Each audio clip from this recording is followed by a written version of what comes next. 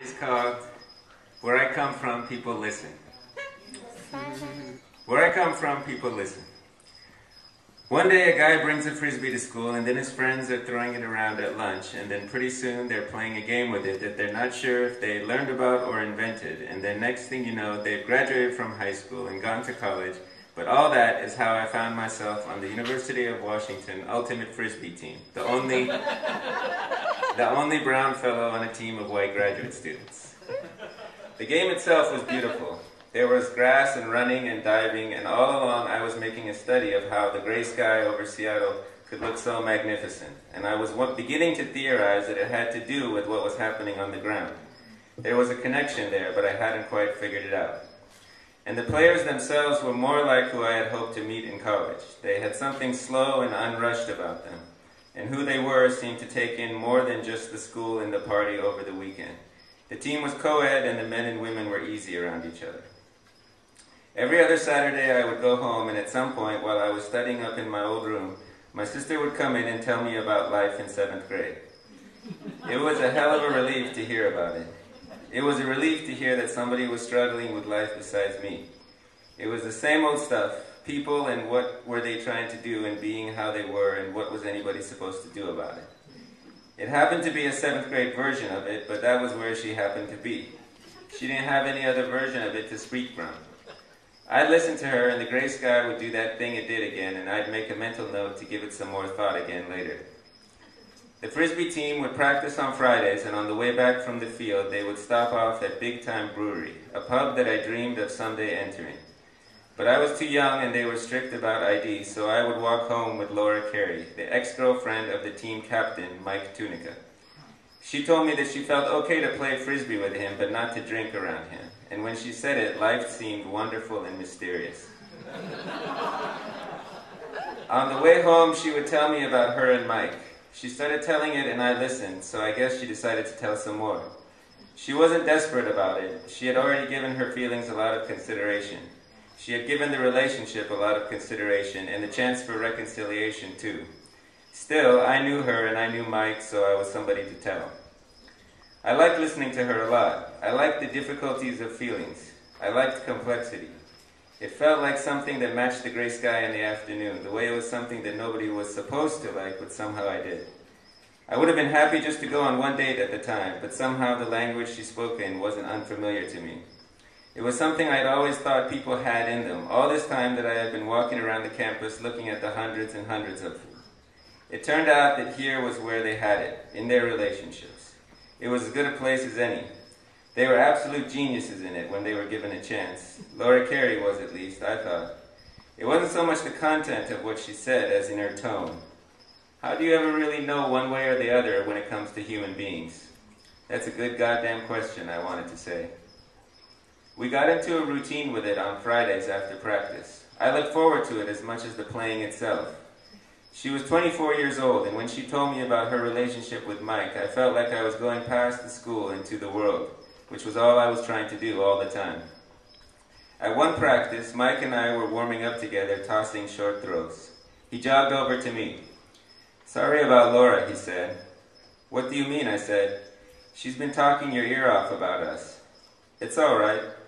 You can tell her you're not her therapist, you know. She's probably right about everything she says about me, but if you're getting tired of it, you should tell her." "It's all right," I said.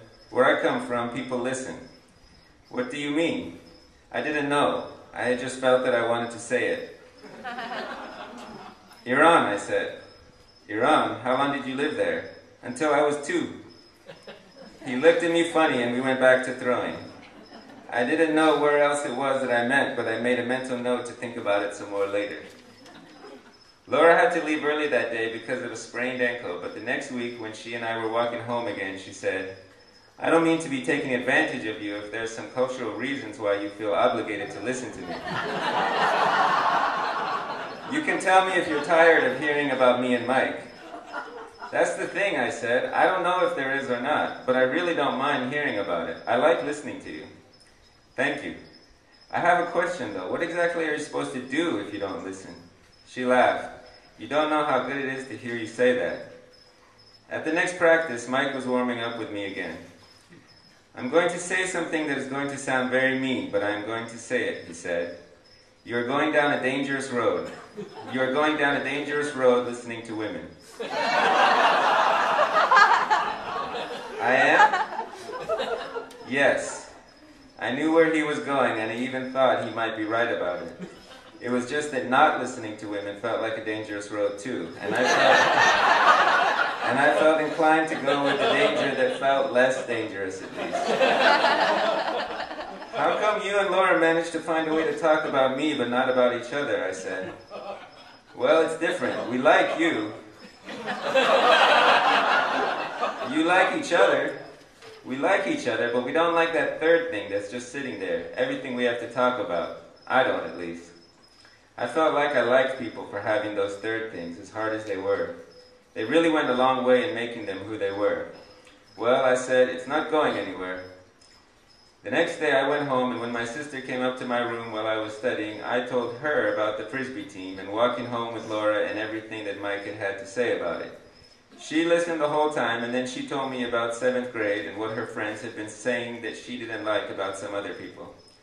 I listened and wondered if our listening could be from Iran when all we did was speak in English and all we talked about was trying to understand people here in America. It was still possible, but it was also from itself. It was from a second ago and a day ago and a year ago. It was from itself because there really were some parts of life that moved in a straight line, as impossible as that seemed, and you learned from them as you were doing them. You might even learn word by word, as it was in our case. It sounded precarious when I thought of it like that, but not if my sister and I were both doing it. It was the same thing with the sky over Seattle. It was beautiful because it had other gray skies in it, all the gray skies I had seen in Seattle, which meant that it had me in it. It had more of me in it than a sunny day would, because the biggest thing I believed in without actually knowing it in those days was that what was actually happening was bigger than anything I wished was happening. And I didn't know how to tell anybody that, even my sister. I didn't know how to tell anybody that when Laura Carey was telling me about her problems with Mike Tunica, it was bigger than anything I could wish was it was bigger than anybody I could wish was telling me about anything. But it was why I couldn't get behind it when there was a feeling in people on a sunny day that everything they were waiting for was finally here. I hadn't been a fool on those other days. I hadn't been half paying attention to life. There had been worlds and lives affected by those other days, and my only wish was to know about everyone.